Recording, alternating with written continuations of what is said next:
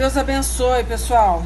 Então, tô com um projeto aí de ler Jonas, tá? Mas para não ficar superficial a leitura, ficar lá, ler Jonas 1, 2, 3, 4, eu vou falar um pouquinho, até para entender quem foi Jonas. Você vê que Jonas, ele é considerado realmente um profeta, porque não foi só nesse livro de Jonas. Você vê, foi feito um livro somente para ele, né? Mas ele aparece aqui a primeira vez lá em 2 Reis 14, 25, né? Ele leva uma profecia para o rei Jeroboão II. E ele fala, né, da conquista do rei Jeroboão. Então vamos ler a 2 Reis, que aí a gente vai começar falando de Jonas nesse princípiozinho aí, e que ele leva essa profecia, né, para Jeroboão. Aí vou ler o 24, eu falei o 25, mas eu vou ler o 24, né, e o 25 também, ó. Jeroboão II fez coisas erradas que não agradam a Deus, o Senhor. Não abandonou aqueles mesmos pecados que Jeroboão, filho de Nebate, havia feito o povo de Israel cometer no passado. Jeroboão II conquistou de novo todo o território que havia sido de Israel, desde a subida de Amate, no norte, até o Mar Morto, no sul. O Senhor, o Deus de Israel, havia prometido isso por meio do seu servo, o profeta Jonas, filho de Amitai, tá? Então parou aí. Por que eu li, né? Por que eu li essa passagem aí para vocês? Porque é importante entender que Jonas sempre foi respeitado, até mesmo por Jesus, né? Quando Jesus veio, ele citou também Jonas, com todo respeito, tá? Então, esse livro de Jonas, muitas vezes a pessoa lê de uma forma bem superficial. Realmente, aqui, se for retratar o livro de Jonas, a gente vai ver como Deus é misericordioso, né? Com uma nação, né, que era sanguinária, que era pessoas que faziam mal às suas vítimas, né? Era coisas assim, atrocidades mesmo, de arrancar a cabeça, furar o olho, né? Eles gostavam de fazer as suas vítimas sofrerem. Quer ver? Deixa eu ler um pedacinho aqui de Jonas 1, 2, que fala assim, ó. Apronte-se, vá à grande cidade de Nínive e grite contra ela, porque a maldade daquela gente chegou aos meus ouvidos. O histórico, né, de Nínive já não presta. Essa é a verdade, né? Não é ser preconceituosa, não. Primeiro, se você ler lá, quer ver, eu vou ler Gênesis 10, versículo 11, né? Tá, eu cheguei aqui, né? Então, Gênesis 10, 11, não foi isso que eu falei? Meu Deus, eu acho que é. Ah, tá, aqui isso mesmo. Então, vamos ler, ó. Daquela região, Nimrod foi para a Síria e ali construiu a cidade de Nínive. Então, se ler direitinho, vai ver que Nimrod também não foi grandes coisas, né?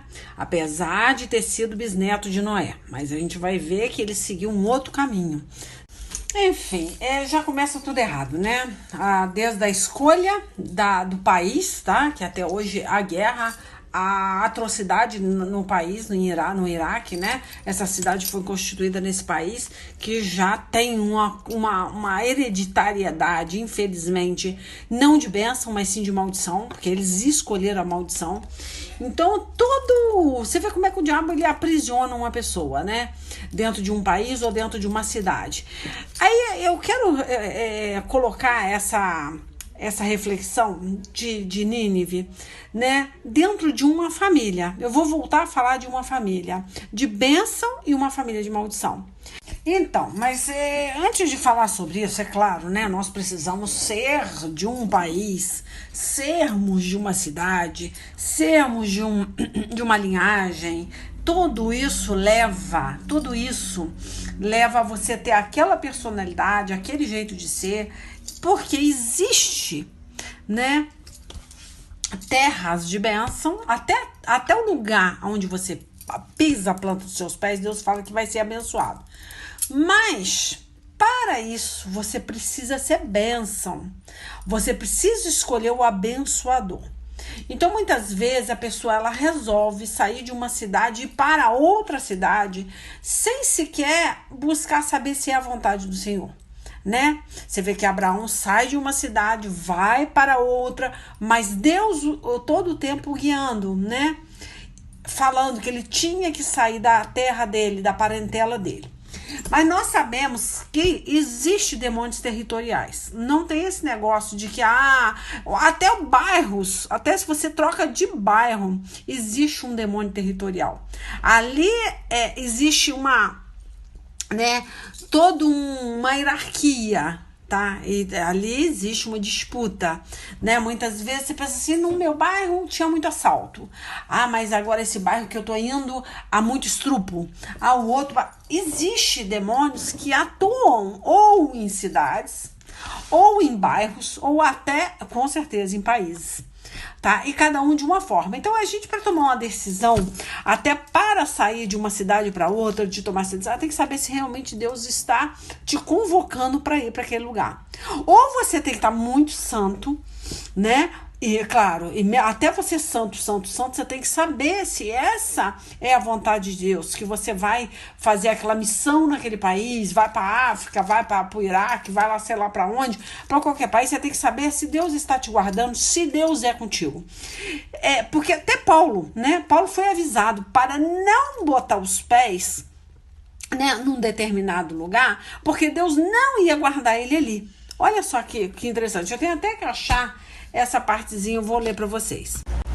Então vamos ler primeiro Atos 21, depois a gente vai lá para Mateus 12, porque eu não esqueci não, gente, que eu quero ler lá sobre Jonas, tá? E que o próprio Deus, né, falando de Jonas, né, a misericórdia que ele teve com o povo de Nínive e que ele vai ter com nós hoje, com qualquer cidade, qualquer país, né, que se arrepender dos seus pecados. Eu ainda vou chegar nessa aí, mas deixa eu falar sobre a ida de Paulo para Jerusalém, tá? Aí eu vou ler o 21, eu vou ler do 8 em diante. Fala assim, ó, Atos 21, do 8 em diante, ó. No dia seguinte, partimos e chegamos à cidade de Cesareia. Ali fomos para a casa do evangelista Filipe e ficamos com ele. Filipe era um dos 7 homens que havia sido escolhido em Jerusalém. Ele tinha 4 filhas solteiras que profetizavam. Alguns dias depois da nossa chegada, um profeta chamado Ágapo veio à região da Judéia.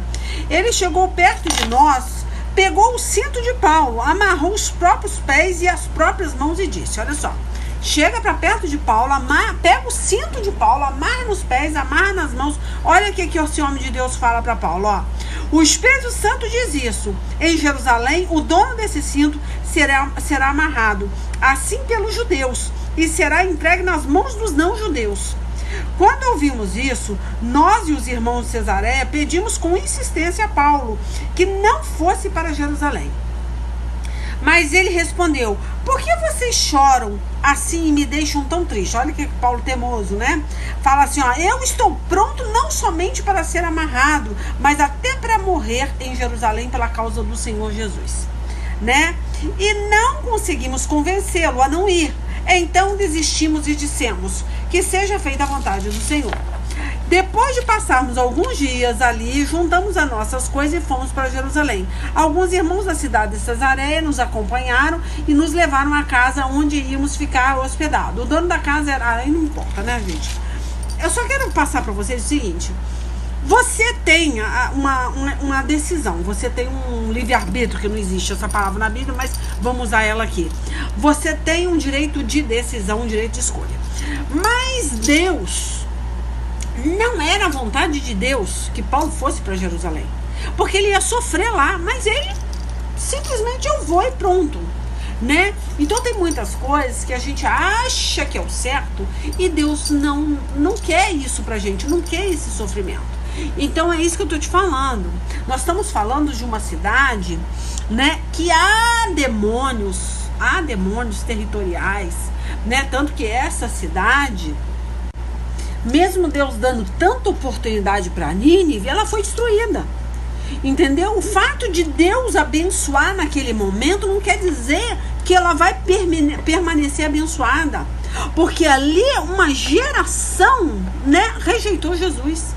E a partir da hora, a bênção pode se transformar em maldição, como se transformou. Mas eu vou entrar nesse detalhe ainda, que eu quero provar para vocês que nem tudo que vocês acham que é aquela frase de efeito, aonde eu botar a planta dos meus pés eu vou ser abençoado. Então a pessoa entende que ela tem um poder de decisão. Ela tem realmente poder de decisão. Mas tem coisas que vão acontecer com você em determinado lugar que Deus não quer para você. Você vê, tem uma passagem também, eu não vou ler porque a gente não vai dar tempo. Olha, Atos capítulo 16, se vocês lerem, do 6 em diante, vai mostrar, né, que Timóteo, né, e Paulo, eles foram proibidos pelo Espírito Santo de pregar na Ásia. Olha só, você imagina o Espírito Santo de Deus te proibir de pregar? Por que será? Então é isso que eu tô falando, a gente tem que saber, temos que ter essa sabedoria, ter esse entendimento, orar, pedir oração, intercessão, para ver uma testificação, para saber se é a vontade do Senhor. Então, no caso de Nínive, foi diferente. Jonas, né, ele foi chamado por Deus para pregar lá, e ele fez ao contrário. Ele não quis, ele se revoltou, né? Então, o que acontece? Aí também tem uma reviravolta na vida daquele profeta, porque ele recusou a fazer a vontade do Senhor, tá? Então, como eu falei, Jonas é um homem que nós notamos aí, né? Que é um profeta sério. Muitos falam que não, que é um profeta desobediente, né? Teimoso. Não é assim não, gente. Tá? Vou te falar uma coisa, existe demônios territoriais. Nínive não era brincadeira, era uma cidade sanguinária, era uma cidade que matava profeta, matava quem entrasse ali. Tinha um deus, que o nome de Dagon. Eles adoravam e serviam a esse Deus em formato de... na mitologia, acho que é peixe, homem, essa mistura aí. Eles adoravam, eles prestavam culto a esse Deus. Imagina, o camarada entra ali, sabe que aquele povo ali é um povo obstinado, que mata sangue frio. Então, para pensar, não é fácil não, né? Então, há um medinho mesmo, há um medinho. Então ele recuou, mas isso não quer dizer que ele não era um homem de Deus. Então eu vejo muito pregador aí falando de Jonas como um profeta desobediente, eu não entendo dessa forma. Mas como eu acho que eu falei lá atrás, gente, eu tenho que tentar lembrar do que eu falei, que eu falo muito. Vamos ler Mateus 12, 38, que você vai ver Deus falando de Jonas com carinho, né, e com respeito. Quer ver? Vamos achar lá, Mateus 12, 41, né? Tá, vamos ler então. Eu vou ler do 38, porque eu não sei esse negócio de pegar versículo solto, pra mim não funciona. Olha só, vamos ler do 38 em diante, ó. Então alguns mestres da lei e alguns fariseus disseram a Jesus: Mestre, queremos ver o Senhor fazer um milagre. Jesus respondeu: como as pessoas de hoje são más e sem fé. Vocês estão me impedindo que faça o milagre, mas o milagre do profeta Jonas é o único sinal que lhe será dado. Porque eles acreditavam nessa passagem de Jonas. É muito até complicado. Tem hoje que tem pessoas, historiadores, sei lá quem, que nem acreditam nisso. Acho que é folclore, né? Que é uma lenda.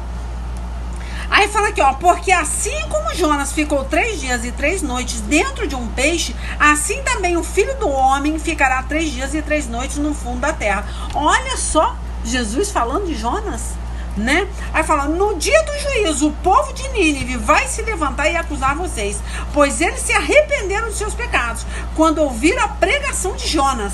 E eu afirmo que o que está aqui é mais importante do que Jonas. No dia do juízo, a rainha de Sabá vai se levantar e acusar vocês, pois ela veio de muito longe para ouvir os sábios ensinamentos de Salomão. E eu afirmo que o que está aqui é mais importante do que Salomão. Então ele coloca hoje, Jesus nos coloca hoje para refletir, né? E tanto que ele fez os judeus refletirem aqui, os fariseus refletirem aqui.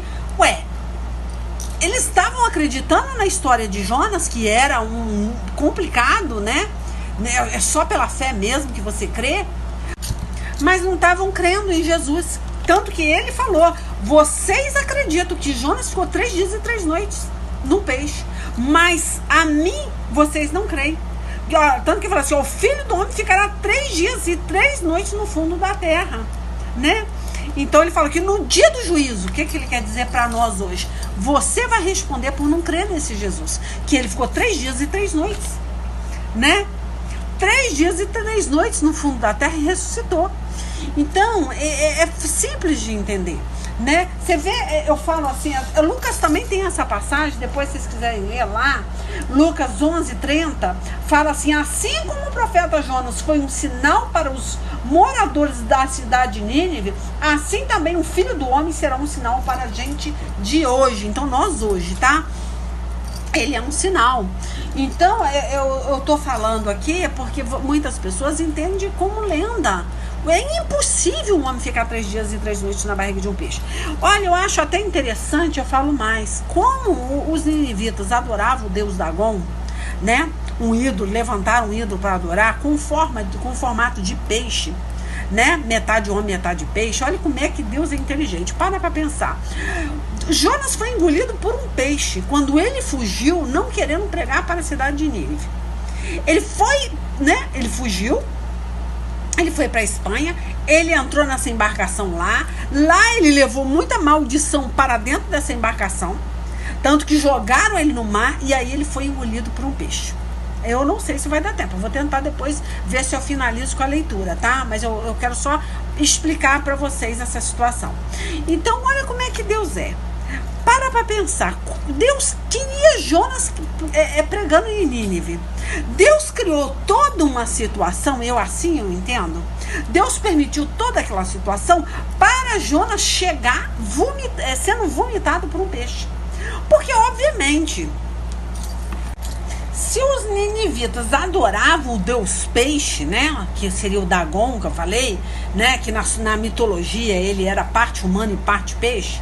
Olha que coisa estranha, se você pensar, por que será, né, que Deus permitiu, né, Jonas ser engolido por um peixe e depois ser vomitado por esse peixe? Os ninivitas, tá, que adoravam esse peixe, esse Dagon, né, com formato de peixe, eles acreditavam, olha só, que esse deus peixe havia saído do mar e fundado a sua nação, que seria a Síria, tá? E que esse deus, ele enviava mensageiro do mar de tempos em tempos, tá? Então, isso era a crença dos ninivitas, que existia um mensageiro que ia sair do mar, né, para entregar uma mensagem para eles. Imagina como é que é inteligente a estratégia de Deus. Faz um profeta ficar medroso, fugir, né? E depois ser jogado no mar, ser cuspido pelo peixe, para que os ninivitas fiquem sabendo, porque eu acredito, né, que na cabeça doente dos ninivitas, que eram adoradores de deuses falsos, principalmente esse deus chamado Dagon, com cara de peixe, imagina, ele vai entender que foi o deus deles que enviaram aquele mensageiro e ia dar ouvido a Jonas. Então eu entendo toda uma estratégia. Muitas vezes você, para pregar para uma pessoa que não tem a mesma fé sua, você tem que fazer igual Paulo, né? Para pegar o judeu, você tem que se fingir de judeu, né? Para pegar o maluco, você tem que se fingir de maluco. Então existe toda uma estratégia assim. Eu entendo que Deus, ele é estratégico e por isso que ele permitiu toda essa situação, né? Então é engraçado, a Bíblia, ela não, tanto que ela não relata se alguém testemunhou Jonas ser cuspido pelo peixe, não tem. Mas se a gente ler, assim, imaginar, entender, né, nós podemos pensar que lá no litoral da Síria, né, devia ter muitos comerciantes lá, né, que viram toda essa situação, né? Deve ter tido alguma testemunha, mas isso também não vem ao caso. Mas eu só entendo que tudo há uma estratégia de Deus, até mesmo para vir uma pregação para pessoas rebeldes. Deus permite até que eles sejam enganados para dar ouvido, muitas vezes, uma pessoa, né, que é um profeta de Deus. Então eles acabaram sendo confundidos e, de certa forma, se arrependendo e se voltando para Deus. Só sei que a gente tem que ter muito cuidado quando a gente fala de um profeta. Eu penso assim, tem que ter todo o respeito, porque o próprio Jesus demonstrou esse respeito por Jonas, pela pregação de Jonas, né? Nós não devemos ver Jonas como um homem, né? Um profeta desobediente, tá? Não devemos respeitar. Até todos nós temos medo. O importante é que ele, né? Ele retrocedeu, ele foi, pregou, e lá em Jonas 3, do 5 ao 10, você vai ver que os ninivitas se arrependeram. Foi uma época, né, que Nínive estava em seus dias de glória. Na época que Jonas pregou, não era fácil. Imagina, era uma cidade forte, não era uma cidade já desmoronando, né, fraca, doente. Então, com certeza, ele teve medo, né? Se Deus respeitou o medo de Jonas, nós também devemos respeitar, né? Porque, de certa forma, o medo paralisa. Mas, contrário ao medo, é a fé. E eu falo, todos nós temos medo, né? O que vai fazer você ser um homem intrépido, um homem corajoso, é quando você vence o medo. Então não quer dizer que você é covarde. A partir da hora que você consegue vencer os seus medos. Imagina, um homem, quer ver? Eu vou até pegar essa partezinha, eu acho interessante, sobre o capitão do navio lá, que olha só, que quando encontrou Jonas, houve toda uma tempestade. Eu vou ler, porque senão eu ficar falando vai ser pior. Vai ser mais difícil de vocês entenderem. Deixa eu ler aqui, que eu acho que ainda tem muito tempo. Olha só. Tá, vamos ler Jonas do versículo 3 em diante, ó. Jonas se aprontou, né? Mas fugiu do Senhor, indo na direção contrária. Eu comentei aqui, né? Ele desceu a Jope e ali encontrou um navio que estava de saída para a Espanha. Pagou a passagem e embarcou a fim de viajar com os marinheiros para a Espanha, para longe do Senhor. Ele não queria essa responsabilidade, deu um medinho, e ele falou, eu não vou entrar numa cidade que isso aí é complicado. O povo ali é obstinado, né? Sanguinário. Aí fala aqui, ó. No entanto, Deus mandou um forte vento, olha só, e houve uma tempestade no mar. Era tão violenta que o navio estava em perigo de se partir ao meio. Os marinheiros ficaram com muito medo e gritaram por socorro, cada um ao seu Deus. Olha só, cada um tinha um Deus. Você vê como é que o povo ali era idólatra, né? E para que o navio ficasse mais leve, jogaram a carga no mar. Chegaram a jogar a carga, mas em momento nenhum, né, ele entendeu que aquilo ali era uma maldição, né? Já é uma maldição enviada por Deus. Olha só. Porém, Jonas tinha descido ao portão e ali havia se deitado e caído num sono profundo. O capitão do navio o encontrou ali e disse: como é que você está aí dormindo? Levante-se e peça socorro a seu Deus. Então ali, cada um que se apegasse ao Deus que tinha, a fé que tinha. Aí fala, pode ser que ele tenha pena de nós e não deixe a gente morrer. Os marinheiros disseram uns aos outros: vamos tirar sorte para descobrir quem é o culpado de estarmos neste perigo. Olha que coisa, eu acho até engraçado esse negócio de sorte, porque eu faço questão de falar. Muitas pessoas falam assim, nossa, cada um, tem gente que me chama de pastor, outro missionário. Eu na verdade, eu sou uma folha da ventania, gente, eu não sou nada não. Mas, amém, se quiserem chamar, que chame. Mas aí eles falam, missionária, deixa eu te perguntar, você sorteia o nosso número? Eu falo com as pessoas, eu pego, eu invento um número na mente, escolho um DDD e chego no privado de vocês para oferecer o evangelho. Muitos entendem, o diabo confunde essa palavra sorteio, quando eu falo, eu sorteei seu número. Eles entendem que é coisa do diabo. Tipo assim, poxa, mas ela sortear, isso não é coisa de jogo, né? Não. Olha a palavra sorteio entrando aqui, olha só. Eles sortearam, né? Tanto que tem a palavra sorteio da capa de Jesus também, quando ele morreu. Teve da túnica dele.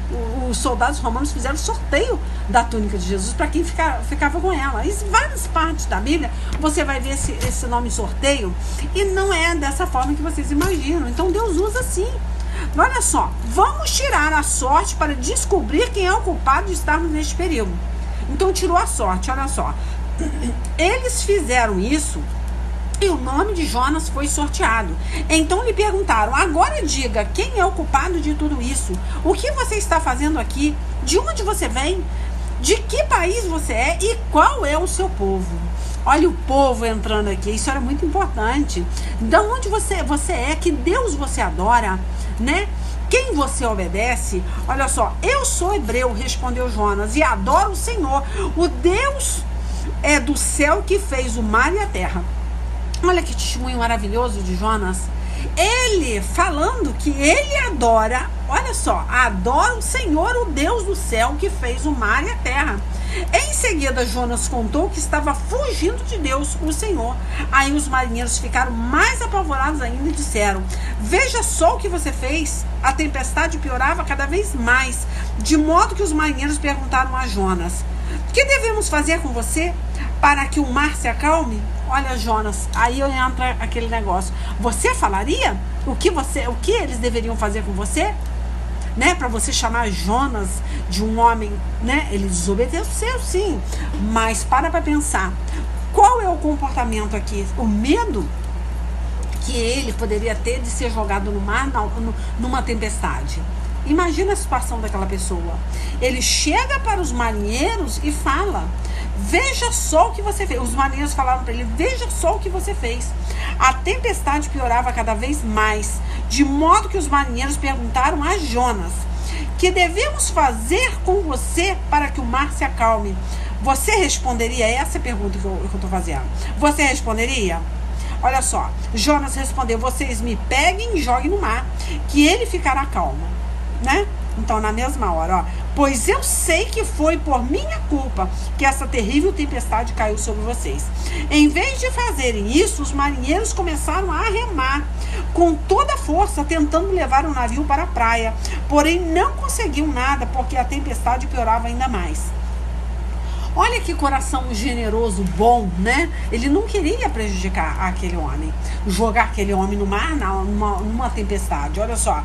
Então oraram bem alto assim: ó Senhor Deus, não nos castiguem com a morte por tirarmos a vida deste homem, pois és tu, o Senhor, que está fazendo isso, e o que está acontecendo é da sua vontade. Em seguida, os marinheiros pegaram Jonas e jogaram no mar, e logo o mar se acalmou. Mas de princípio, ele não queria. Os marinheiros não queriam jogar, mas ele viu que não tinha solução. O mar não se acalmou. Aí falou: eles ficaram com tanto medo do Senhor que lhe ofereceram sacrifício e lhe fizeram promessas. O Senhor ordenou que um grande peixe engolisse Jonas, e ele ficou dentro do peixe 3 dias e 3 noites, como lá em Mateus 12:41, Deus testemunhando isso. Que muitos acreditavam que Jonas entrou no peixe, ficou 3 dias e 3 noites, mas não iam acreditar que ele ia ficar debaixo da terra 3 dias e 3 noites e ia ressuscitar. Isso que eu tô te falando. Aí entra, né? Aí Deus falou para os fariseus: vocês creem em Jonas, no milagre de Jonas, e não creem? Quem é que está aqui? Então, eles iam no dia do juízo prestar conta dessa falta de fé. Nós vamos prestar conta pela falta de fé.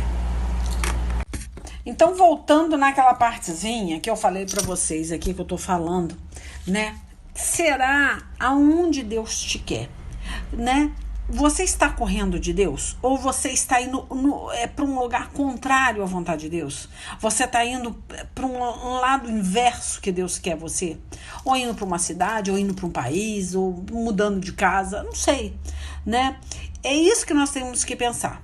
Nós somos bênção ou maldição na vida de alguém. Porque a partir da hora que você sai de um lugar que Deus não mandou e vai para outro, você passa a ser maldição na embarcação.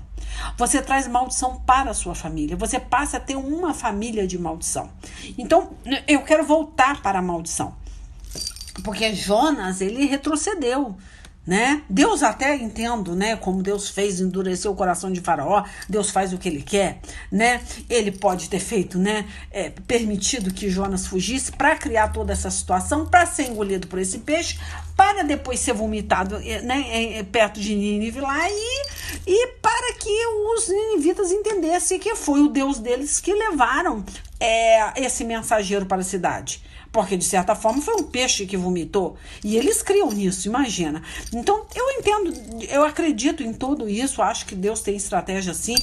Mas o mais interessante de Jonas é que a gente está entendendo que quando Deus não te quer num lugar, você traz maldição.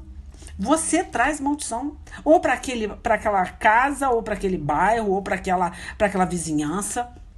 Você traz maldição. Se você não tiver do jeito que Deus quer, aonde que Deus quer que você esteja, né? E eu achei assim essa partezinha do versículo 9 aqui que eu li, que ele acha muito bonito, porque Jonas chega, ele fala: eu sou hebreu, respondeu Jonas. e adora o Senhor, o Deus do céu que fez o mar e a terra. Né? E em seguida Jonas contou que estava fugindo de Deus, o Senhor, né? E aí os marinheiros ficaram mais apavorados ainda, tá? Então foi o que eu li. Então ele confessa, né? Deus como soberano na vida dele.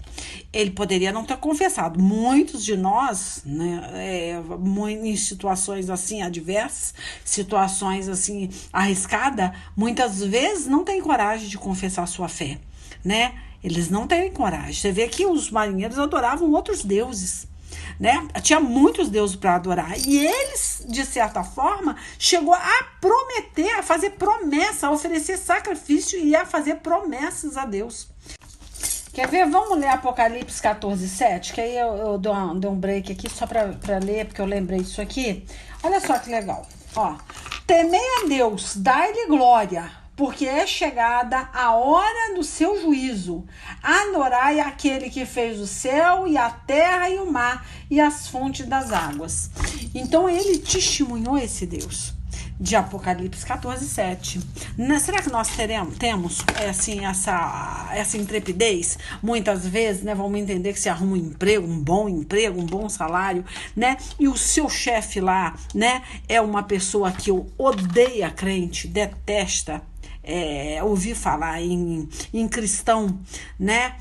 E você confessa Jesus Cristo como Salvador. Se ele pergunta a sua religião, será que você vai ter coragem de confessar esse versículo de Apocalipse 14:7? Vai prestar essa adoração ou vai ter medo de perder o emprego? Porque o seu chefe não é cristão. Não vai dar para ler, né? Claro, obviamente, eu vou falar alguns versículos aqui para fazer vocês entenderem e incentivar você a ler, né? São 4, né, páginas de Jonas só, né? 4 páginas, 4 capítulos, né? Então, olha só. Aqui em Jonas, capítulo 3, versículo 7 ao 9, você vai ver a conversão, o arrependimento, né, do povo de Nínive. Aí vocês vão ler que eles jejuaram, oraram e jejuaram para Deus, né, e se converteram. Você vê, mesmo depois dessa conversão, nós estamos falando aqui, né, de pessoas que tem aquela descendência, sabe, forte, que se ela não buscar, se ela não se comprometer, se não se doar pelo evangelho, com certeza, tá? Os demônios, a pessoa pode até se arrepender, os demônios saem, mas eles ficam ao derredor daquela pessoa, tá? Ou daquele país, ou sei lá, eu estou falando, né, de certa forma, de pessoas rebeldes, que pode sim vir se arrepender, né, vir ser transformado pelo Espírito Santo, mas retroceder, tá? Então aí depois vocês lêem Naum capítulo 2, que aí vocês vão ver que essa geração, né, que se arrependeu, né, com a pregação de Jonas, né, passou, essa geração passou. E logo, né, o que aconteceu? Os ninivitas estavam novamente, né, no pecado, no erro, né, na impiedade. E aí é o que eu te falo, a maldição, ela vem muito mais forte. Essa linhagem, essa geração, ela se torna cada vez mais forte.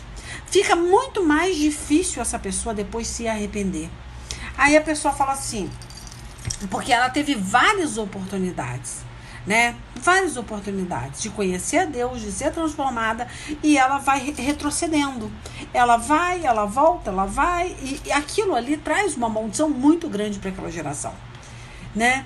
E são demônios, assim, de ancestrais, e que traz uma maldição tanto para um país quanto para uma família, para uma descendência, porque você retrocedeu, você foi chamado, você foi escolhido por Deus e retrocedeu desse chamado, né? Então, Naum fala sobre isso, Sofonias também, né? Ele proclama, né? Ele fala da vingança do Senhor contra os ninivitas de novo. Então, aí já estreitou para os ninivitas, né? Teve essa misericórdia de Deus. Mas eles não respeitaram, né, essa misericórdia, então Deus foi lá e destruiu. Enfim, gente, parei para tomar uma aguinha aqui, que eu tô com pigarro danado. Olha só, 2 de Pedro 3,9, tá? Agora a gente vai entrar nessa questão, né, nesse fato. Deus é misericordioso? É. Deus é amor? É. Deus é fogo consumidor? Sim, com certeza, tá? E ele fala que em 2 Pedro 3,9, fala assim, ele é longânimo para convosco, não querendo que nenhum pereça, senão que todos cheguem ao arrependimento. Mas é aquele arrependimento sincero, né? Porque muitas vezes você pode passar a tua vida toda servindo a Deus, mas se no final da sua vida você deixar de servi-lo, você vai trazer maldição para sua casa, para sua geração. Eu vou dar até o testemunho aqui, eu não ia dar não, mas hoje eu vou dar porque foi um fato, né, que ocorreu. E eu fiquei muito feliz com esse testemunho, que essa pessoa, ela pediu oração pro netinho dela, coitada, tinha caído uma televisão de tubo de 29 polegadas nessa criança e deu um traumatismo craniano. E ali inchou o cérebro. E na mesma hora essa avó me pediu oração. E eu falei, não me prontifiquei na hora, orei. E teve esse testemunho de uma cura. De imediato, na mesma hora, o cérebro dessa criança desinchou. E ela chegou para mim, nossa, missionária, você fez essa oração aí, Deus ouviu, né? E ela disse que até fez os exames e não constatou nada de inchaço no cérebro. A ferida que tinha no cérebro sumiu, não teve explicação. Achei lindo, maravilhoso o testemunho, né? Fiquei assim impressionada que eu vi Deus operando através das nossas orações. Mas você vê hoje, essa avó, coitada, ela não pode fazer nada, né? Essa criança, ela tem uma avó da parte de pai que vai levar essa criança para uma cachoeira para agradecer às entidades, né, o acontecido, o ocorrido. Então, para pensar. Essa avó, ela tem que se colocar como? Eu falei isso hoje com ela. Ela vai ouvir esse áudio, ela vai ouvir essa pregação e, com certeza, ela vai pensar, eu tenho que fazer alguma coisa pelo meu neto, pela minha filha, pelo meu genro. Porque essa criança foi Deus que curou. Como que pode Deus curar, entrar com providência e depois ir para um ano novo, né, numa cachoeira, oferecer um sacrifício, sei lá o que, uma oferenda, né, de agradecimento a outros deuses? A avó da parte, a avó paterna, ela é espírita, ela mexe com essas coisas. E ela falou, missionária, eu não posso fazer nada. Eu sei que foi Deus que curou meu neto, mas eu estou de mão atada, eu não posso fazer nada, só orar. Então é muito triste. Então essa avó tem que se botar de joelho mesmo. Eu tô orando por essa criança, tô orando por essa família como um todo. Mas isso traz maldição, né? Mas eles não sabem. Então tem que se levantar alguém para interceder, para orar, porque essas pessoas estão entendendo totalmente. Eu fiquei tão feliz com a cura, porque foi tão de imediato, foi quase no mesmo dia. Eu acho que foi no mesmo dia, eu não me recordo. Eu acabei de fazer a oração, passou algumas horas, não sei se foi no dia seguinte, acho que foi no dia seguinte. Ela falou que tinha uma ferida dentro do cérebro que estava trazendo um inchaço, né, cerebral e sumiu. E o médico falou que não sabe o que aconteceu e começou a desinchar. Então você vê, muito triste. E depois ela me conta, né, esse ocorrido aí, que vão fazer um agradecimento na cachoeira para a entidade, para os demônios. Então, isso que eu tô falando, isso vai trazer maldição para aquela linhagem? Vai. Então, quem tem que quebrar essa maldição é a avó, a matriarca. Ela tem que quebrar essa maldição, ela tem que buscar pela vida do filho, pela vida dos netos, pela descendência, pela linhagem dela, né? Isso que tem que acontecer para quebrar essa maldição na vida dessa criança, porque é uma criança inocente. Ela não tem culpa, mas ela está sofrendo por causa do erro dos pais. Até lembrando essa situação, a gente lembra aqui de Saul, né? Que Saul foi morto, né? Foi decapitado, né? Colocaram a cabeça de Saul no templo de quem? Se vocês lerem, no templo do deus Dagon. Olha só, aquele Deus que eu falei com cara de peixe e corpo de ser humano. Olha só, Saul também se rebelou contra Deus. Levou maldição para a vida dos filhos dele, né? E depois, para debochar ainda do rei de Israel, do homem que Deus ungiu, né? Decapita, né, esse profeta e pendura a cabeça de Saul no templo de Dagon. Olha só que situação. Né? Eles expuseram as armas de Saul lá, né, no templo dedicado aos deuses deles como um troféu. Olha que coisa triste, que vergonhoso é para o povo de Israel, né? Que vergonhoso. né? Deus tudo ele fez, mas Saul preferiu buscar os deuses falsos, né? Buscar bruxaria, né? Então teve maldição na vida dele, na vida dos filhos, com certeza na linhagem dele teve maldição. Gente, eu vou ler, que falar não adianta, né? É 1 Crônicas, tá? Capítulo 10, versículo 10. Fala aqui, ó. Eles puseram as armas dele num dos seus templos e penduraram a sua cabeça no templo de Dagon, o deus deles. Deixa eu ler mais em cima, senão você não vai entender quem que eu tô falando, né? Ó, então cortaram a cabeça de Saul, é versículo 9, tá? Vou começar do 9 aqui. Então cortaram a cabeça de Saul e pegaram as armas dele. Depois mandaram mensageiros com elas para o território filisteus, a fim de darem as boas notícias aos seus ídolos e ao povo. Eles puseram as armas dele num dos seus templos e penduraram a sua cabeça no templo de Dagon, o deus deles.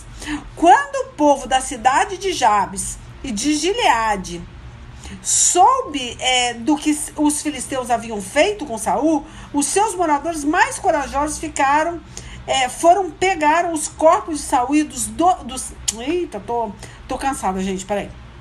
Versículo 12. Os seus moradores mais corajosos foram pegar os corpos de Saul e dos seus filhos e o levaram para Jabes. Eles o sepultaram debaixo de um carvalho e jejuaram 7 dias. Então, olha a situação de Saul, né? Foi sepultado com os 2 filhos porque foi procurar outros deuses, foi amaldiçoado. Então, de certa forma, é uma vergonha, porque ele era o rei, né? Ele foi escolhido rei, mas ele não respeitou essa unção, né, de Deus. Aí depois vocês leem o 10 todo, que é legal. Então, como eu tô falando aqui, eu quero que vocês entendam o seguinte. Muitas vezes as pessoas falam, mas eu tô orando, missionário, eu tô orando, eu tô buscando. Olha, orar, vou ser sincera, não é o suficiente, tá? Não é o suficiente, tá? Muitas vezes a pessoa ora, mas se ela não está vigiando, se ela não está se colocando do jeito que Deus quer, vai trazer mais maldição ainda para você.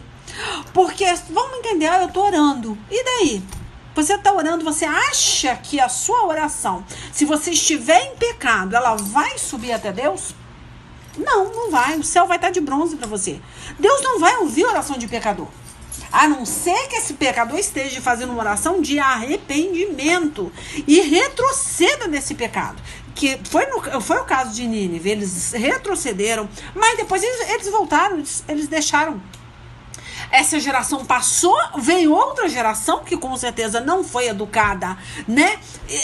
Testemunhando o Senhor do céu e da terra e do mar. Não foi testemunhando, porque se fosse testemunhando para a descendência deles, o Nínive não teria sido destruída novamente. Então eu vou colocar nosso tempo. Então, quando você tem uma Arca da Aliança, vamos colocar a Arca da Aliança. É até interessante falar da Arca da Aliança. Porque a Arca da Aliança, quando ela estava com o povo de Deus, desobediente, trazia maldição. Então, a mesma coisa você está entrando no templo do Senhor. Você está ceando indignamente, ou então está orando sem uma obediência, sem querer obedecer, achando que Deus vai ouvir, ou então fica aquele crente 6 horas, 6 horas para mim, 6 horas para mim, 6 horas. Nós oramos por vocês. Muitas pessoas realmente, eu faço essas orações aqui 5 vezes ao dia, Deus sabe disso, e muitas vezes eu tô rouca aqui, tô entrando no áudio para fazer uma oração ali ao vivo para aquela pessoa, né? Mas, é claro, eu não tenho esse costume, a não ser um caso especial igual desse menino, né? Do João Gabriel. Mas não uma questão assim de que eu vou orar, porque eu não vou ter garganta para orar por todo mundo. Só uma questão séria de saúde, né? Então, é isso que eu tô falando. A Arca da Aliança trouxe maldição, né? Você vê, interessante, deixa eu ver até onde tá isso aí. Pera aí um pouquinho. Ó, eu nem vou ler, gente, mas eu achei aqui, tá? É 1 Samuel 5, do 1 em diante, vocês leem, tá? Que vai retratar o quê? Dagon, né? Primeiro, como divindade dos filisteus, tá? E logo depois, aí vocês continuarem lendo, vocês vão ver, né, a destruição dessa imagem, né? No caso desse Deus naquele tempo. E que a Arca da Aliança pode vir trazer maldição, sim, que seria a palavra de Deus, tá? A Arca da Aliança, é claro, a palavra de Deus, né? Aqui no caso, vocês vão ler sobre os filisteus, que eles pelejaram contra os hebreus e venceram os hebreus, né? Por quê? Porque Israel estava em pecado, né? Então é isso que eu tô te falando, aí foi derrotado. Então muitas vezes a pessoa pega uma Bíblia, ela entende que aquilo vai proteger, bota lá aberto no Salmo 91, né? E no Salmo 23, sei lá qual salmo que a pessoa quer, e ela entende que aquilo ali vai trazer bons fluidos, né? Energias positivas, não vai. Aquilo não tem poder nenhum, é só um livro, né? Como uma revista, um jornal, qualquer outro livro, tá? Essa palavra só tem poder a partir da hora que sai da nossa boca com unção para fazer que aquele pecador que o Espírito Santo de Deus vai usar, porque ele é que convence do pecado, vai te usar pela misericórdia para fazer aquele ouvinte lá se arrepender dos seus pecados, que foi o caso de Jonas, um homem de Deus, né? Ungido de Deus, que foi lá, abriu a boca e convenceu uma cidade inteira a se arrepender dos seus pecados. Não é simplesmente você, no caso aqui, né, dos hebreus, né, pegar uma arca, né, ficar carregando para o campo de batalha lá, né, pela simples presença daquela arca. Eles achavam que ia funcionar e não funcionou, né? Muito pelo contrário, ela foi reprovada. Deus não aceitou. Por quê? Porque eles estavam sem obedecer a palavra. Eles estavam em desobediência com a palavra de Deus. Tudo que Deus falava, estavam fazendo o contrário.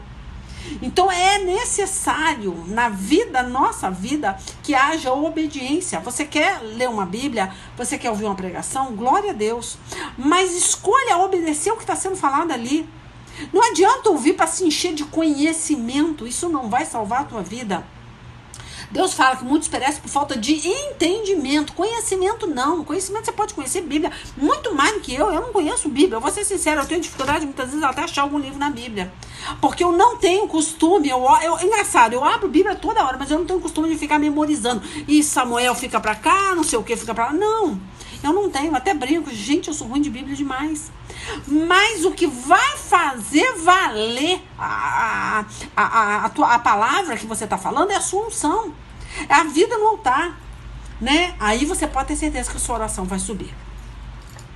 Aí vocês continuarem lendo, tiver a fundo mesmo, vocês vão ver, né, que o filho do sacerdote ali, eles eram desobedientes, imoral, né? Eles foram mortos naquela guerra.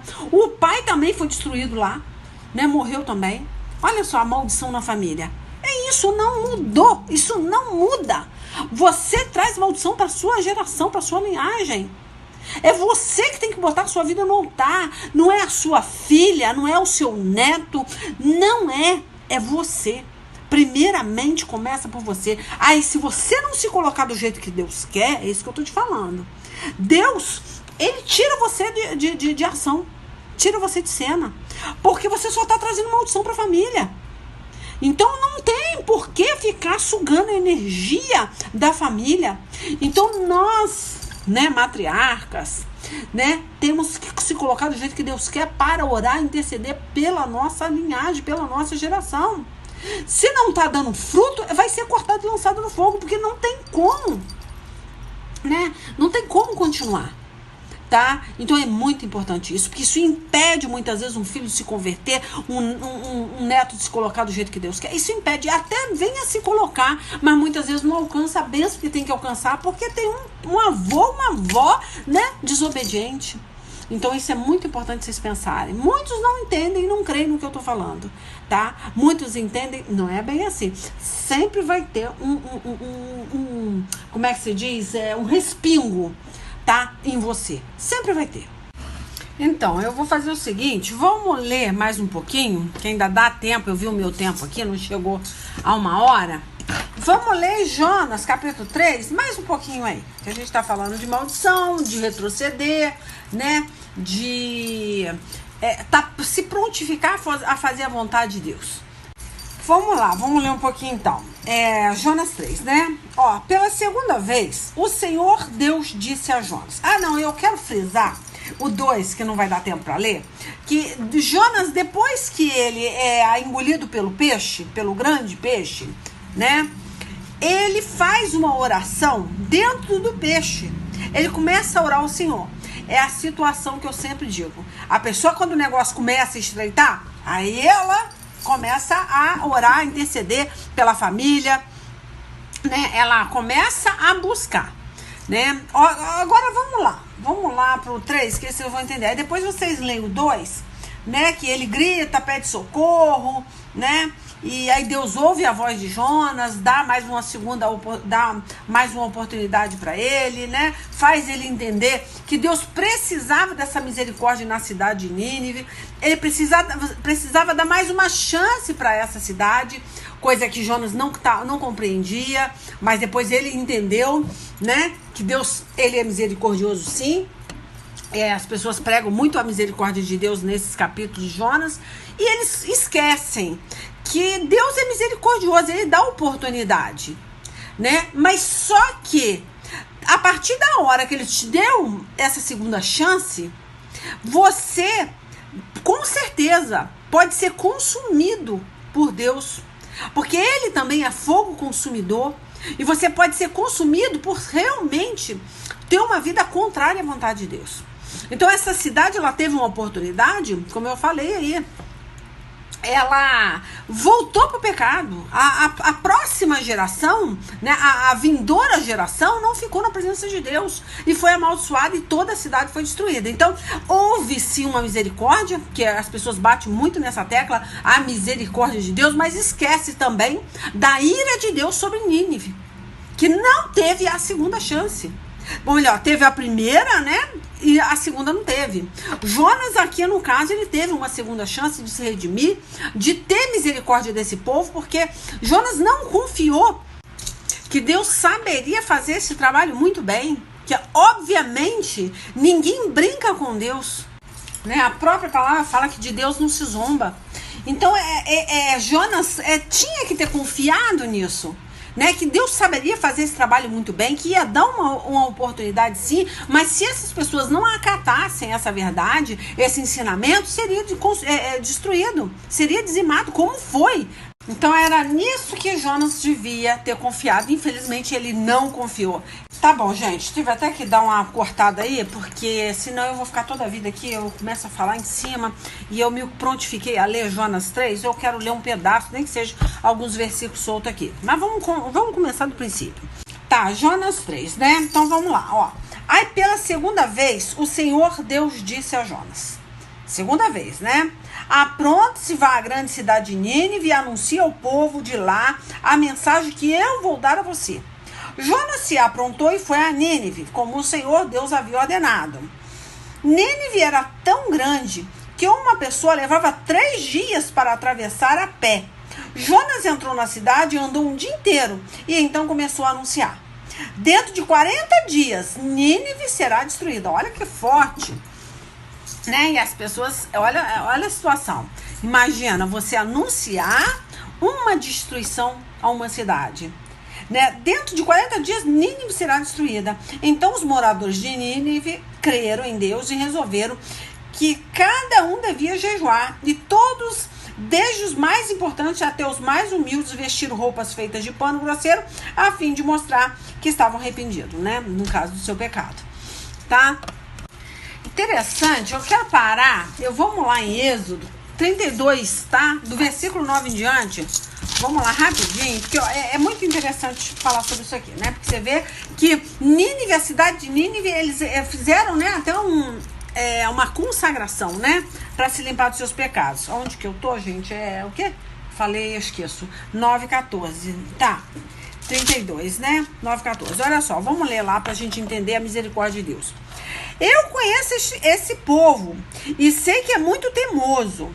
Agora não tente me impedir, pois vou descarregar a minha ira sobre essa gente e vou acabar com eles. Interessante que Deus chega aqui para Moisés. Olha só, quer ver? Eu vou ler mais do princípiozinho, ó. Então o Senhor Deus disse a Moisés. Olha o que Deus disse a Moisés. É outro povo, né? Mas fala assim, ó: desça depressa, porque o seu povo, o povo que você tirou do Egito, pecou e me rejeitou. Eles já deixaram o caminho que eu mandei que seguisse. Fizeram um bezerro de ouro fundido e adoraram e lhe ofereceram sacrifício. É o que eu tô até contando aqui, né?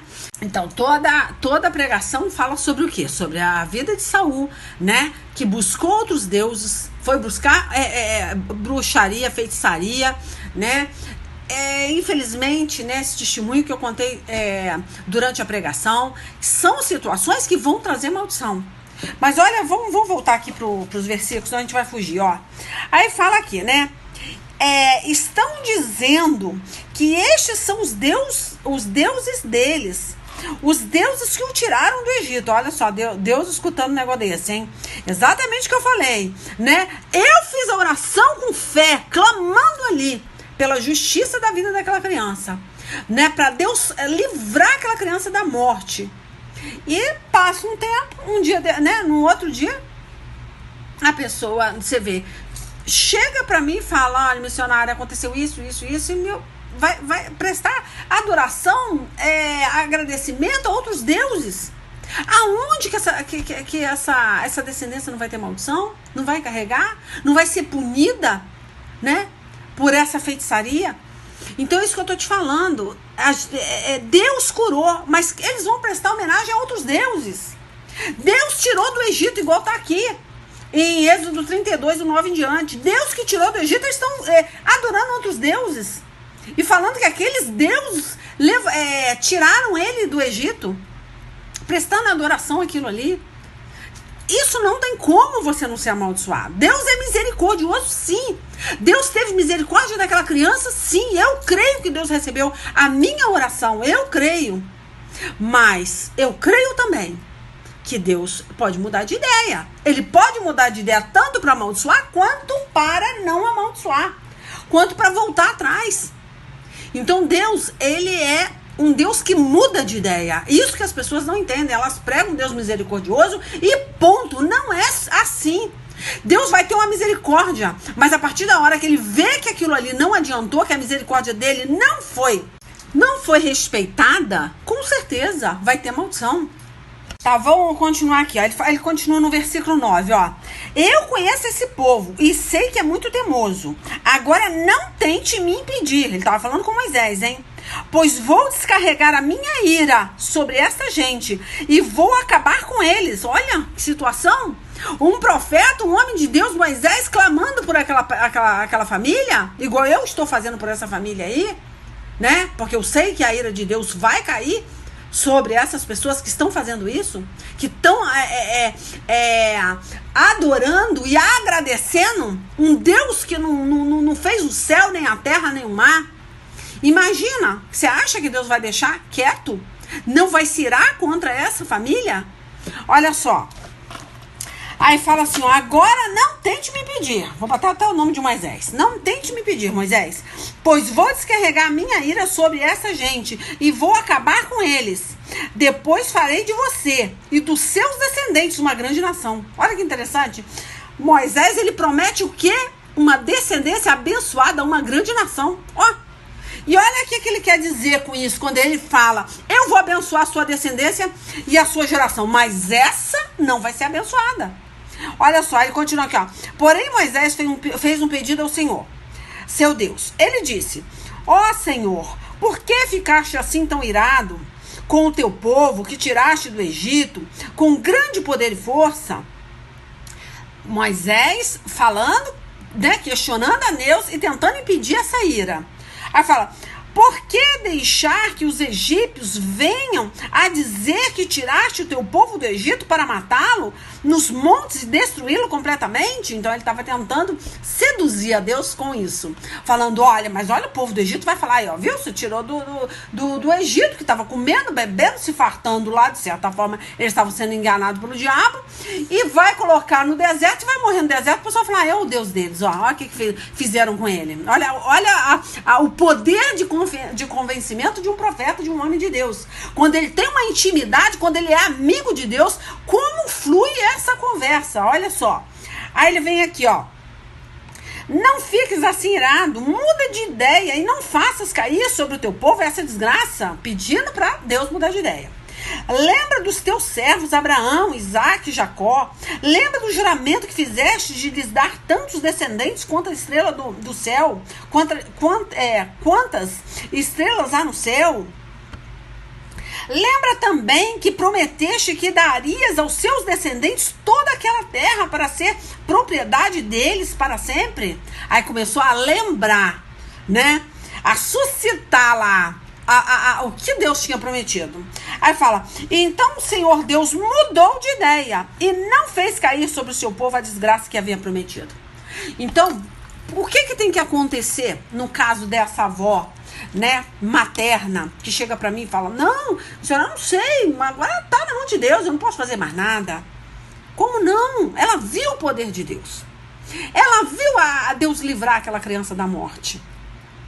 Então ela tem que crer e botar o joelho no chão.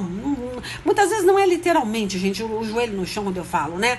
É orar, clamar, fazer Deus mudar de ideia. Se colocar do jeito que Deus quer, ter uma vida de santidade. Ouvir a pregação, muitas vezes quando eu falo assim, gente, ouve a pregação com a Bíblia na mão. Não é muitas vezes a Bíblia na mão, tudo bem, depois vocês podem conferir, mas com vontade de entender o que Deus está falando com vocês. Então, quando ele fala aqui, eu acho é super interessante, gente. Para pensar, você pode, você tem poder de convencer a Deus, de falar para Deus, mudar de ideia e não deixar essa maldição cair sobre a sua descendência. Você tem esse poder, né? Aí fala aqui, ó, Moisés desceu do monte carregando as 2 placas de pedra e com os mandamentos escritos nos 2 lados de cada pedra. O próprio Deus havia feito as placas e tinha gravado nelas os mandamentos. Então, muito interessante, né? Que ele tinha acabado, coitado, de voltar, né? Ficou um tempão lá esperando Deus declarar mais uma vez o que ele queria. E o povo estava lá se prostituindo com outros deuses. E ele chega, né? Entra em desespero, fala, meu Deus, não adiantou nada, né? Eu fiquei tanto tempo esperando e as pessoas não souberam me esperar em santidade, né? E eu fiquei lá consagrando a minha vida, né? Buscando a Deus por esse povo, e chega aqui embaixo eu encontro essa prostituição toda, né? Então vamos lá, senão eu entro em outra situação, em outra pregação, né? Então é muito interessante. A situação de Jonas não é diferente. Só que Jonas, ele não intercedeu e não clamou, né? É muito pelo contrário, ele fugiu e ele não queria que Deus abençoasse uma cidade. Mas logo depois que a vida dele se estreitou, o que acontece? Na mesma hora ele volta bonitinho e vai lá para pregar, e há o que? Um arrependimento sincero. Porque Deus mudou de ideia e não destruiu.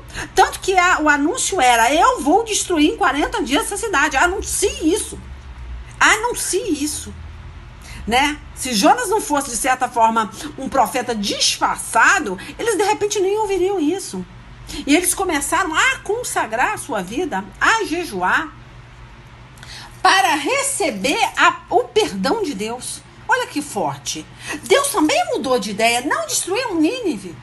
Mas o que acontece a próxima geração, que não foi criada dentro dos preceitos de Deus, dentro dos princípios de Deus, foi destruída.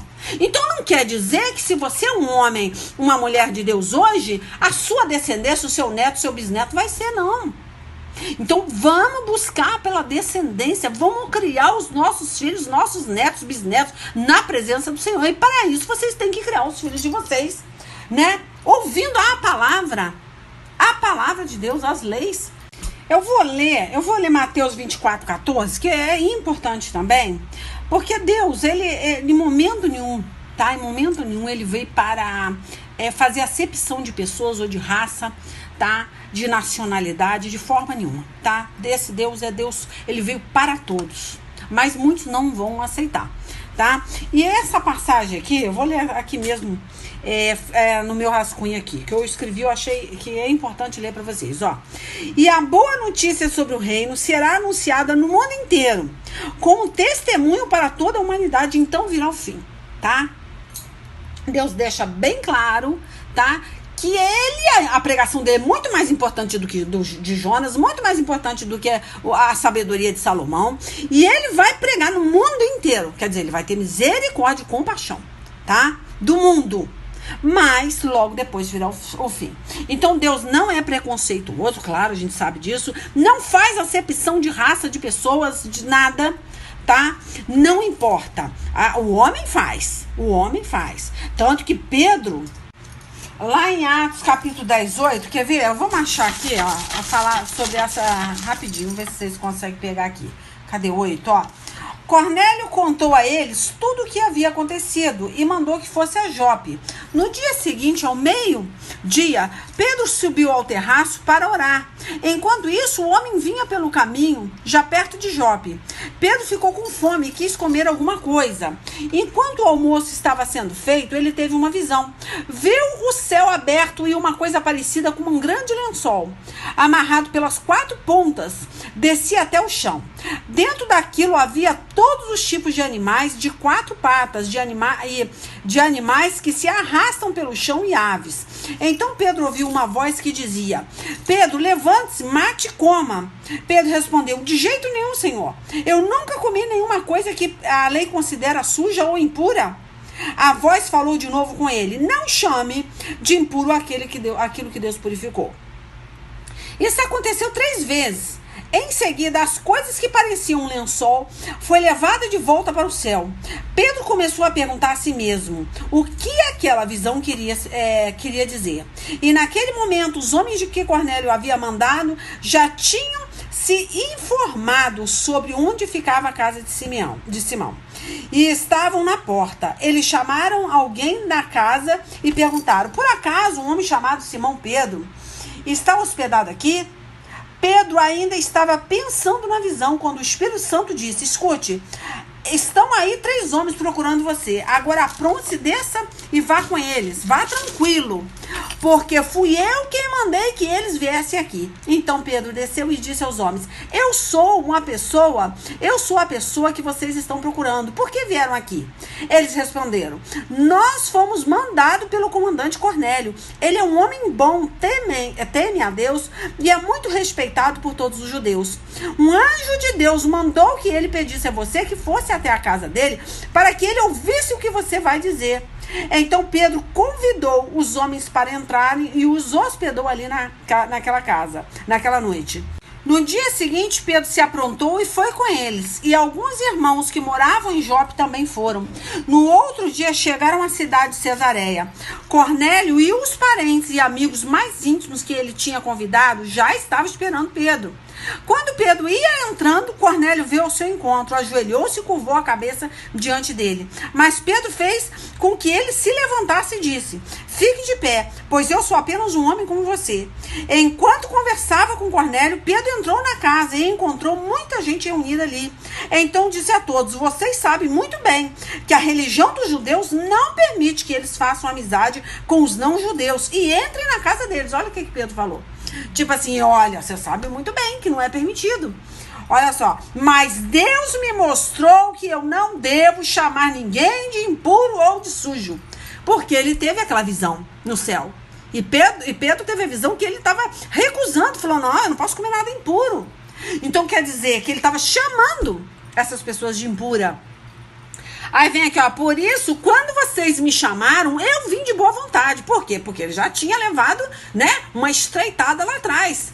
Pedro já tinha tido uma visão, já tinha um preparo para, se caso ele entrasse ali, para ele não julgar, para ele não ter preconceito com a família de Cornélio, com aquele povo. Aí fala: agora quero saber, por que foi que vocês mandaram me chamar? Aí olha o que Cornélio conta. Cornélio respondeu: 3 dias atrás, às 3 horas da tarde, eu estava orando aqui em casa e de repente um homem vestido com roupas brancas apareceu à minha frente e disse: Cornélio, Deus ouviu as suas orações e lembrou do que você tem feito para ajudar os pobres. Mande alguém até Jope, tá? Atrás de Pedro, a fim de buscar Simão, que também é chamado de Pedro. Ele está hospedado na casa de Simão, o curtidor, que mora na beira do mar. Então eu mandei chamar você logo, e você fez muito bem em vir. Agora estamos todos reunidos aqui na presença de Deus, pronto para ouvir o que o Senhor mandou você dizer. Olha só, muitas vezes você tem um preconceito, né? Então, nós temos que entender que nós não podemos ter esse preconceito. Nós temos que interceder e orar por aquela pessoa que é vítima do diabo, que está lá servindo outros deuses e não tem esse entendimento que você tem. Né? Não adianta julgar. Não adianta. Deus é misericordioso, sim. Deus quer dar oportunidade, sim. Mas aí vem, a mão de Deus vai pesar a partir da hora que a pessoa não quiser ouvir. Aí já não é um problema seu. É isso que o Jonas não descansou em Deus. Aí já não é um problema seu. Acho assim interessante, né, lembrando aqui de um pedacinho de Jonas, que ele desceu na cidade de Jope. Olha só que coisa assim bem intrigante, né? Que Jonas, quando ele vai lá comprar essa passagem, né? Olha só, ele desce em Jope. Aí ele acha um navio que ia zarpar, né? Que ia lá para Tarsis, pronto para zarpar lá, para fazer aquela viagem. Pagou a sua passagem. Mas não é uma coisa engraçada que ele vai para a cidade de Jope. Ele desceu na cidade de Jope. E ele teve também o mesmo preconceito. Se parar para pensar, não é um preconceito? Ele querer fugir de Deus, ele não querer pregar para a cidade de Nínive e fugir da presença de Deus, é um preconceito. Né? De certa forma, ele não confiou que Deus sabe trabalhar. Que Deus estava abençoando, mas se aquela pessoa, se aquela geração, se aquela linhagem não continuasse e não permanecesse na presença de Deus, ia ser destruída. Ele simplesmente não entendeu. Né? Então, esse é o fato. Que Tarsis, ele estava na direção oposta de Nínive, né? Para onde o Senhor queria que Jonas fosse pregar. Estava totalmente oposta, ele estava realmente fugindo.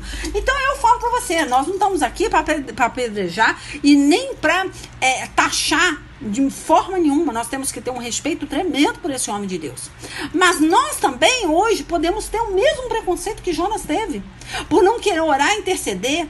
Eu tenho que orar agora para a família paterna dessa criança, né? E por quê? Está encaminhada a família materna, né? Mas agora a avó paterna tá sem esse entendimento. Então precisamos orar e jejuar e buscar tremendamente, né? Então não é hora de ter preconceito, tá bom? Então eu acho, gente, que não faltou nada. Eu gostaria até de ler mais, mas já passou, já tem 1h11. Então vamos deixar vocês leem aí o resto, tá bom? Eu acho que tudo que tinha que ser falado que já foi falado. Tô muito cansada hoje porque eu já fiz muita oração aí, e a oração muitas vezes arrebenta com a garganta da gente, que a gente fala muito através de áudio, não só para pregar, né? Então eu vou dar uma descansada. Deus abençoe, tá? E até semana que vem, se assim Deus permitir, tá? E bom final de ano, com juízo, tá? Nessas festas aí, tá? Boa virada de ano para vocês. Beijo.